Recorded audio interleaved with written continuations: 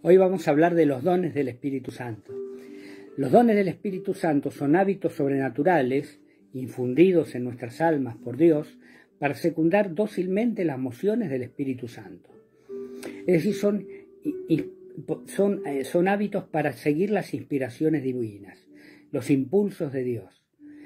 Y los dones del Espíritu Santo trabajan sobre las virtudes. Las virtudes son a modo humano, con esfuerzo, y Dios colabora con su gracia con nosotros. Ahora, cuando los dones del Espíritu Santo, que son a modo divino, van actuando en las virtudes, convierten estas virtudes en frutos del Espíritu Santo. Los frutos del Espíritu Santo son deleitosos, o sea, son sin esfuerzo, son a modo divino. Las virtudes serán a modo humano, trabajadas por los dones del Espíritu Santo, frutos deleitosos, a modo divino. Y los frutos están en Gálatas 5, 22, 23.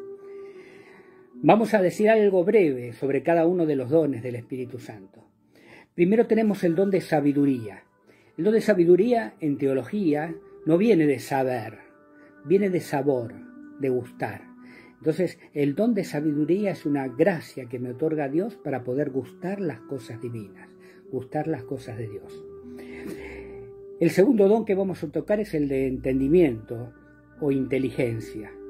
Don de inteligencia o entendimiento, que es el que me hace penetrar en las cosas divinas, penetrar en las cosas de Dios, captar sus misterios y a veces la capacidad de expresarlos también. El tercer don que vamos a ver es el don de consejo. El don de consejo es una palabra, una frase, una emoción, una inspiración que me da Dios en una circunstancia particular de mi vida para poder seguir adelante y que yo no sabía cómo. O si no, esa palabra, esa frase, esa inspiración me la da para un hermano, para decírselo a un hermano que tiene la capacidad de recibirla. Después tenemos el don de ciencia. El don de ciencia no tiene nada que ver con lo científico acá. Estamos en teología, la reina de las ciencias, ¿no? Que partiendo de unos presupuestos, los de la fe, a través de un razonamiento lógico, llega a conclusiones comunicables. El don de ciencia es ver el paso de Dios en las cosas creadas. Yo miro una montaña, un árbol, un lago, un animal, un vegetal, una persona, y veo el paso de Dios, las criaturas de Dios. Nos postramos en adoración ante Dios que nos creó. Entonces el don de ciencia me permite estar en comunión con todo lo creado por Dios. Como dice el Papa Francisco en Laudato Si, alabado sea Señor, el cántico de San Francisco de Asís. Todo tiene relación con todo. Nosotros tenemos que cuidar nuestra casa común. Y no solo por los seres humanos, sino en la casa común Dios puso animales, vegetales, minerales, y todos constituyen para que nuestra casa común sea confortable y no haya sobre ella un ánimo despótico, de dominio, de poder, de sacar ganancias solamente. Entonces el don de ciencia me permite ver en todo lo creado el paso de Dios. Después tenemos el don de piedad. Esos primeros 4 dones hacen más a la inteligencia, tocan más la inteligencia del ser humano. Estos 3 que les voy a mencionar ahora tocan más la voluntad.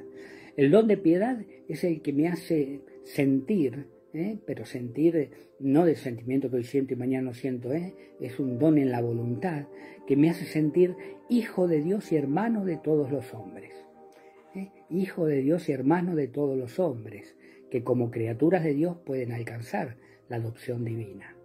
Y me hace ver en todas las criaturas el paso de Dios también, pero más que nada, que ese es el don de ciencia, el sentirme hijo de Dios, hijo adoptivo de Dios y hermanos de todos los hombres que pueden llegar también a ser hijos de Dios cumpliendo su voluntad.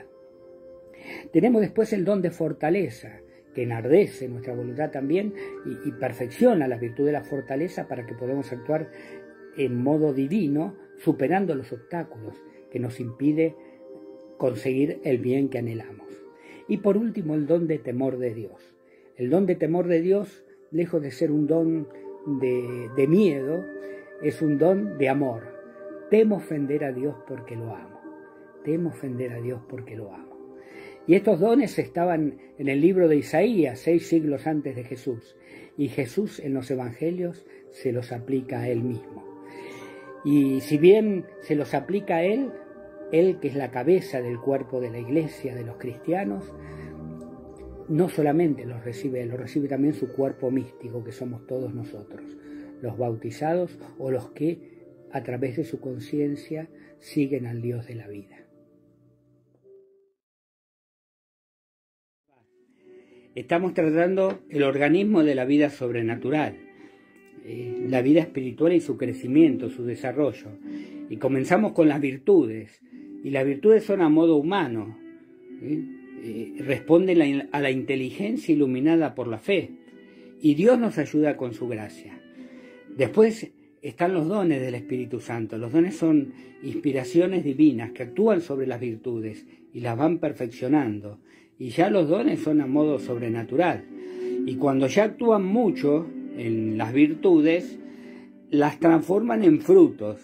Y si las virtudes eran a modo humano y con esfuerzo, los frutos son deleitosos y sin esfuerzo, porque son a modo divino.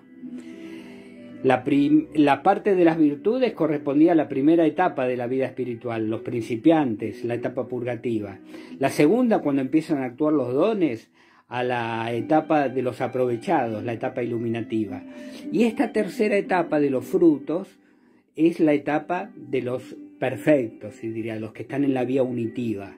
Y también culminan con las bienaventuranzas, que es la santidad en la tierra, ¿no? El ser santo, la santificación cristiana, la santidad cristiana. Y los frutos son 12. Generalmente se dice que San Pablo no quiso enumerarlos a todos.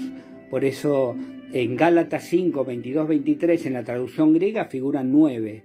Y en la traducción latina que hizo después San Jerónimo en el siglo IV, después de Cristo, porque ya no se hablaba más el griego, en el Imperio Romano se hablaba el latín, entonces el Papa Dámaso le pidió a San Jerónimo que traduzca todo del griego y del hebreo antiguo al latín, y lo tradujo.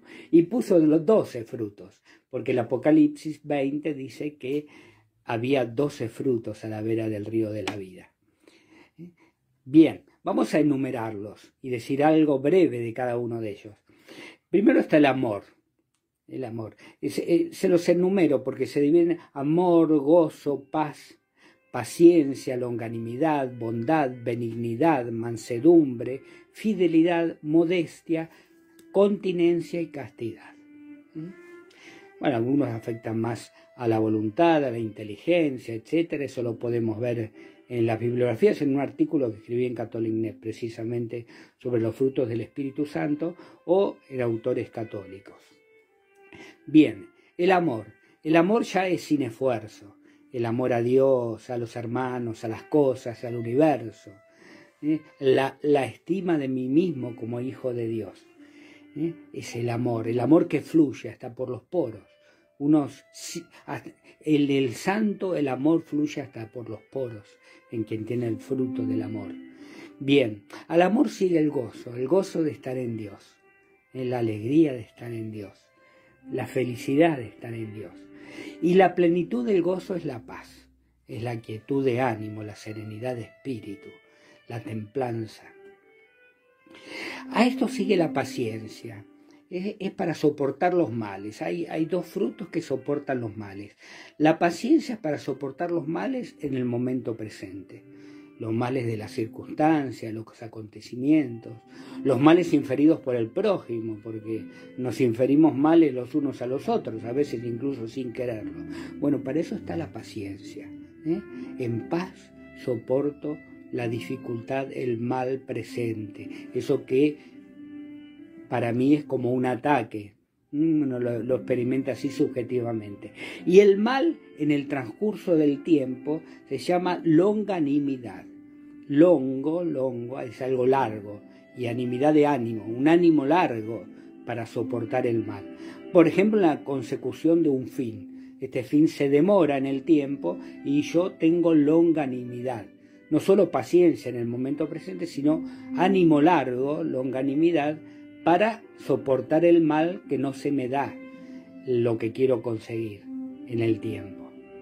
Tengo un ánimo largo hasta conseguirlo. Después sigue la bondad. La bondad es la calidad de bueno. La persona buena tiene bondad, es bondadosa. Y cuando ejerce los actos de bondad, el fruto es la benignidad. Cuando perdona, cuando ayuda al prójimo, al carenciado, al necesitado, una palabra, un consejo, emite actos buenos. Eso se llama el fruto de la benignidad. El hombre que tiene el fruto de la bondad, del ser bueno, cuando hace actos de bondad, ese fruto es benignidad. Hace benignidad, es bueno con los demás. Perdona, asiste, aconseja, etc. Luego sigue la mansedumbre, que refrena los impulsos de la ira.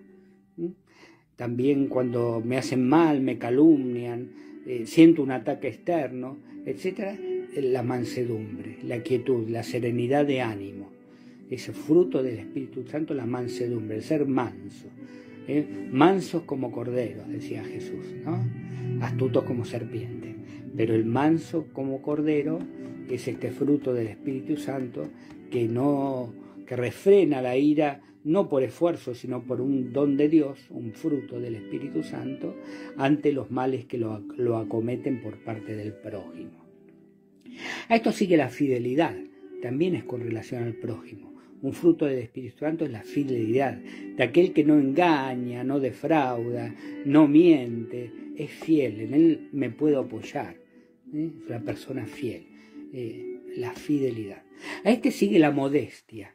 ¿La modestia qué es? Es el justo medio en el ornato, en el vestir y en el hablar. Ni ser refinado en el hablar y en el vestir, ni ser tampoco rústico y descuidado. Ser modesto es el punto medio en el hablar y en el vestir, en los modales, etc. Sin amaneramiento tampoco, ni amaneramiento, ni refinamiento, ni rusticidad. A esto sigue la continencia, que refrena los apetitos de la carne, los apetitos en general. Los refrena, pero no es como la continencia virtud, que me tengo que contener de no caer en vicios ni pecados. Esto se contiene por parte de Dios, contiene esa atracción desmedida a los placeres. Y cuando el placer es la sensualidad, lo detiene y lo pone en su justa medida el fruto de la castidad. Que la castidad no es solo abstención de las relaciones sexuales, que en el cristianismo es un fruto precioso de los solteros y viudos, por ahí, y los consagrados, sino que también la castidad conyugal. Y la castidad conyugal no significa abstención solamente de la sexualidad, que a veces es bueno, dice San Pablo, por unos cuantos motivos que ahora no vamos a enumerar. Pero en las relaciones sexuales también hay castidad, que es la relación sexual en su justa medida. Bueno, terminamos acá esta breve síntesis de los frutos del Espíritu Santo y vamos a culminar en las bienaventuranzas. Y las bienaventuranzas también con frutos de unión a Dios y oración, y asistencia al prójimo y a los más necesitados.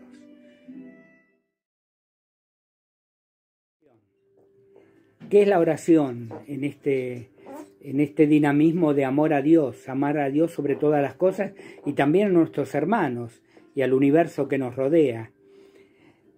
Porque todo hace a la oración, a la comunión con Dios. ¿Qué es la oración? La oración es este contacto con Dios, este contacto íntimo con Dios, a través de diversas formas que vamos a ver, pero puede ser con palabras o sin palabras, mirándolo y que Él me mira, yo lo miro, Él me mira. Puede ser a través de gestos, a través de posturas, a través de emociones, de sentimientos. Vamos a ver distintos tipos de oración. Lo primero que vamos a ver es la adoración, porque la adoración es la criatura que se postra ante su Creador, sintiéndose nada y hechura de Él. Esa es la adoración, la postración ante aquel que me creó. Luego tenemos la bendición, bendecir, decir bien. Yo puedo bendecir a Dios, digo bien de Él, porque es lo más grande que hay, es mi Creador, yo soy hechura de Él. Y Él cuando me bendice, cuando dice bien de mí, crea el bien en mí, porque su palabra es eficaz. Y yo cuando bendigo a un hermano, cuando digo bien de él, estoy preparando la bendición de Dios sobre él. la bendición que es eficaz y crea el bien en él. Lo contrario es la maldición, hablar mal del hermano, maldecir, decir mal de él. Lo excelente es bendecir y eso crea endorfinas, nos hace sentir bien. Otro tipo de oración es la petición. Y la petición puede ser de dos maneras. Una es pedir, siempre es para mí la petición, es personal. Yo pido para mí los bienes que necesito, espirituales o materiales. Yo necesito cosas para vivir, estoy en un universo material. No necesito suntuosidades ni cosas demás, pero sí lo necesario para vivir. Y eso para vivir es teológicamente cierto de que todo lo que necesito para vivir, estando en gracia, Dios me lo concede. Entonces, la petición es de todos los bienes espirituales y materiales que necesito. Y también es la petición de perdón. A Dios le pido perdón por las cosas que no hago de la manera que Él quisiera que haga.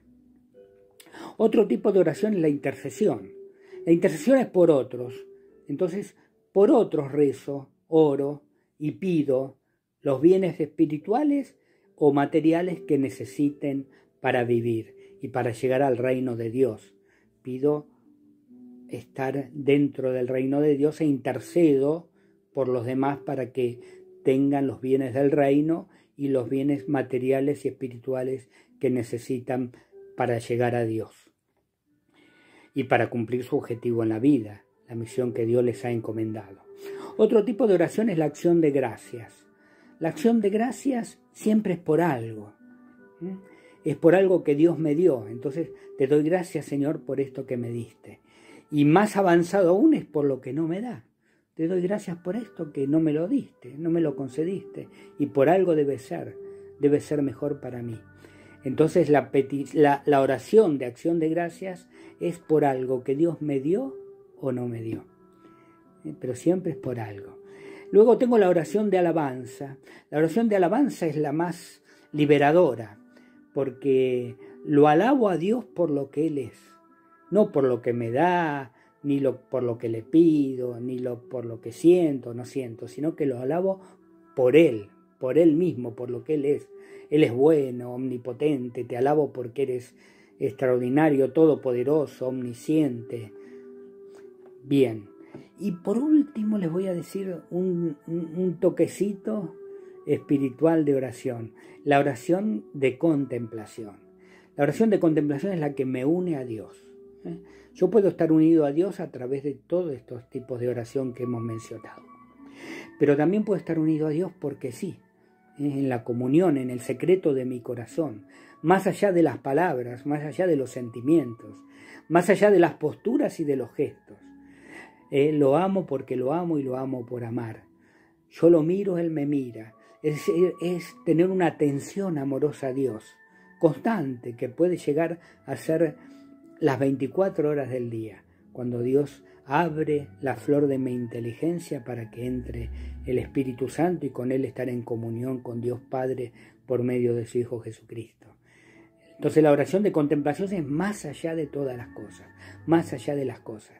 Diría un espiritual, la nube del no saber, entrar en la nube del no saber, que es la nube de Dios, esa que acompañaba a los israelitas en el desierto, o la que se aparecía cuando Jesús era bautizado o en el monte Tabor, y que era la presencia de Dios Padre. Entrar en esa nube en la que sé todo no sabiendo, entiendo no entendiendo. Entrar en la nube de Dios, entrar en el conocimiento de Dios más allá de las cosas, y en la unión y en la comunión con Él perfecta, para que de allí pueda realizar todas las cosas, la misión que el Señor me ha encomendado. Es una unión de inteligencia y de voluntad. Yo hago lo que Dios quiere y por lo tanto Él hace lo que yo quiero. Hay una transformación de voluntades, una unión transformante. Yo soy Dios por participación.